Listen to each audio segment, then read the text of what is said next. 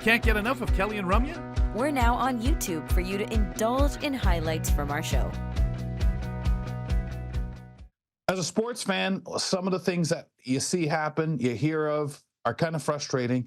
I've always been that person, and as a kid wanting to get into broadcasting, one of the things I always wanted to do was be a sports broadcaster. Baseball was my number one sport, and I wanted to sit up there beside Jerry Howarth or the late Tom Cheek and enjoy broadcasting baseball. It was just a joy to me and a fascination. An estimated 1.5 million Canadians identify as having sight loss, and many of that number are avid sports fans like myself. Robert Mercer is a longtime Blue Jays fan as well, and he's concerned about the decline of accessibility in sportscasts available to us in our community, the low vision and blind community. Recently, Robert wrote an open letter challenging Major League Baseball announcers to go back and listen to their own broadcasts to kind of get a feel for how blind fans feel so left out. Robert, welcome to the show. How are you? I'm just fine, thank you.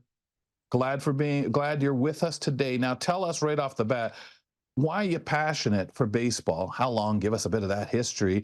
And when it comes to radio, how does it help connect you? Well, in many ways, first of all, in terms of my own interest in baseball, it goes back to the first year I attended the School for the Blind in Halifax. I was 10 years old. And a slightly older boy at the time by the name of Brian Lucas, he introduced me to the Baltimore Orioles. Since then, I've been a Baltimore Oriole fan. I knew nothing about the rules of baseball when I was 10, but I learned in a hurry. And I followed the sport pretty well all my life. I'm also a hockey fan, and my preferred sport is American college football, but baseball Nice. is pretty high on the list. Oh, that's awesome.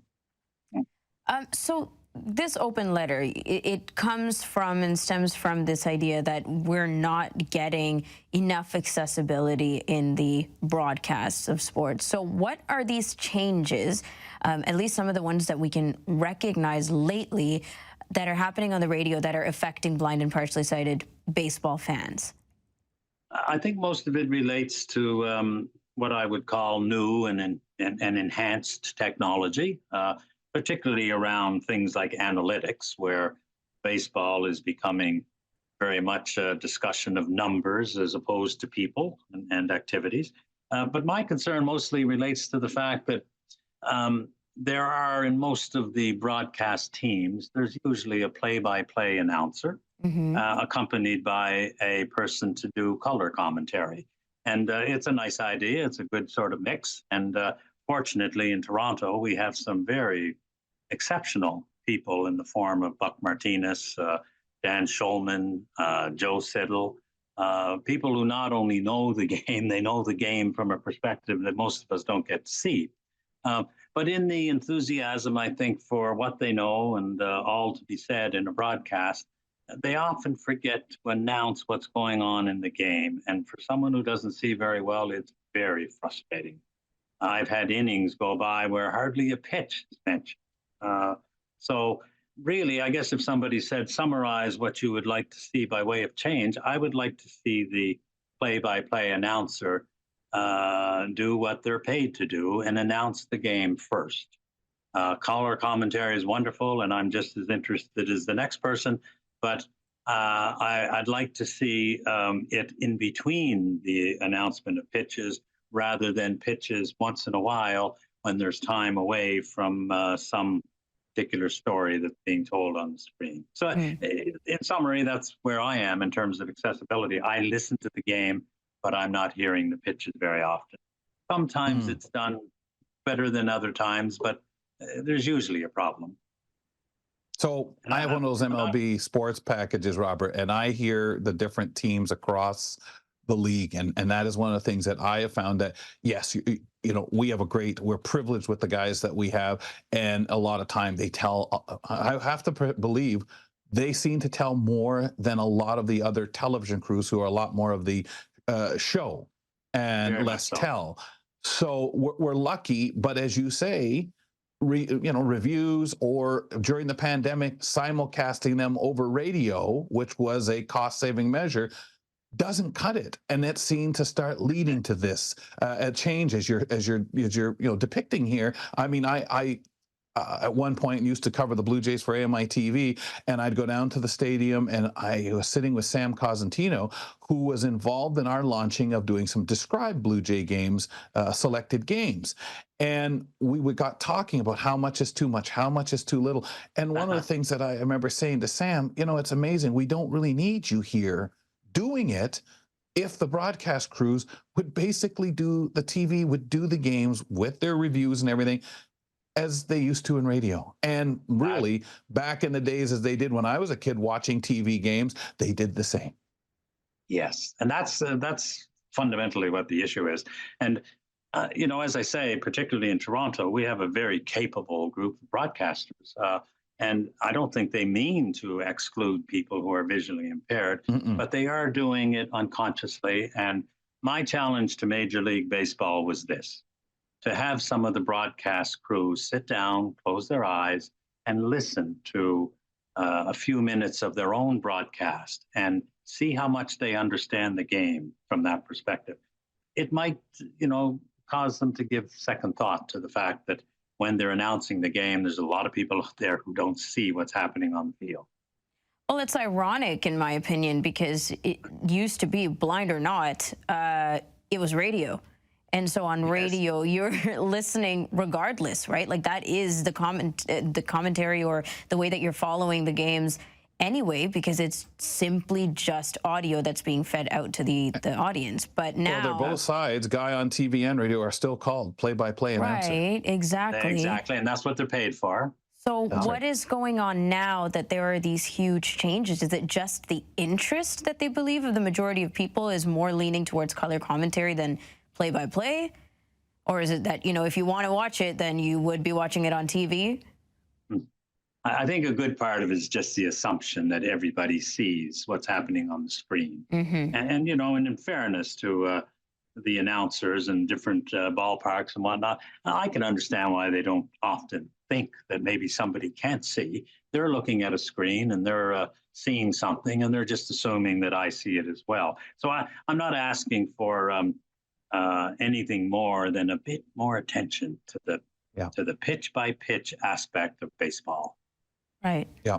Yeah. Well, Jerry Howarth used to say that. That was his motto that he recognized, but he had the privilege of meeting many low vision blind people who wanted to talk to him about how much of an asset this was for him. And that's the best way to learn. I mean, so he saw it firsthand, And years ago, radio mostly, but people like Kurt Gowdy and John Miller. Go back and listen to some of their broadcasts. You know everything about what's going on in the field. If a piece of paper is blowing across the home plate, they're going to tell you about it. And tell their stories still. That's right. That's right. And color commentary is, it's a sort of an enhanced part of a broadcast of a game, and I think it adds a great deal. But when people know perhaps too much about the ins and outs of the game, they forget, and we end up in a minutia of detail that doesn't necessarily tell you much about what's going on the field.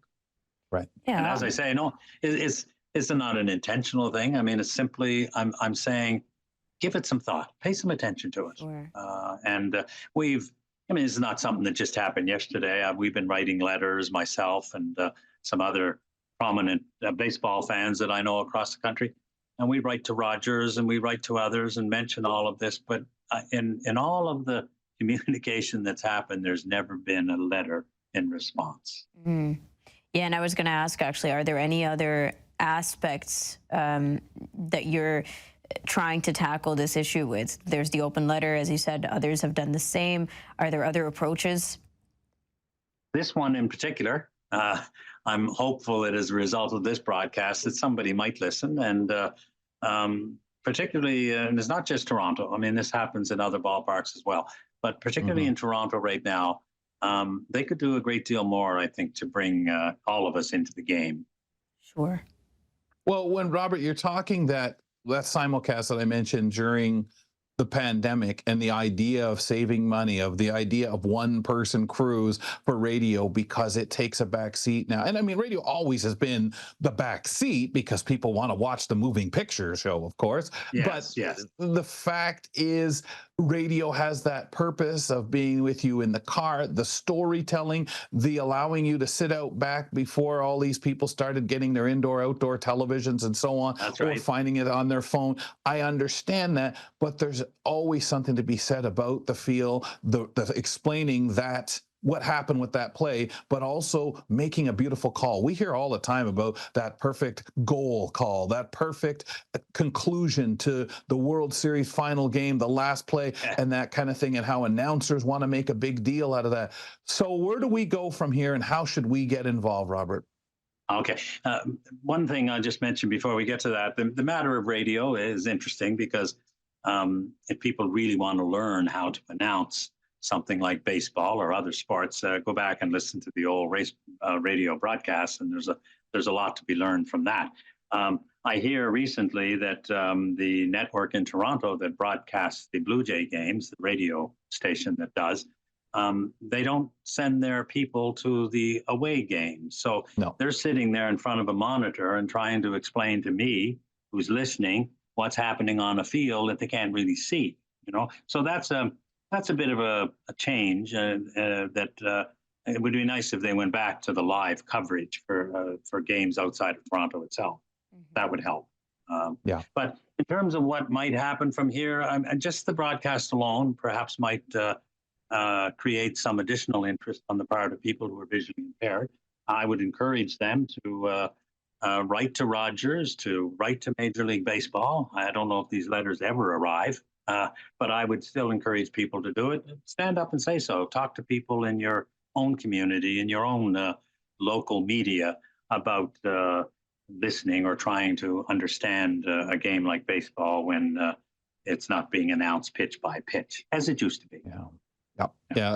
As a radio person, it bothers me because I know of the people you're talking about, the Ernie Harwells and stuff that really painted a picture. I worry about radio people not being able to perform because they no longer have the access that the TV guys do, even to the players or what have you. I think we could repurpose, in the case of Rogers, the folks such as Joe Siddle and everybody at the stadium, maybe let them do some drops and come in on the radio broadcast and enhance it a little bit so we don't feel so, wow, why is this seriously getting further and further of an afterthought? Robert, thanks a lot. Good luck with everything.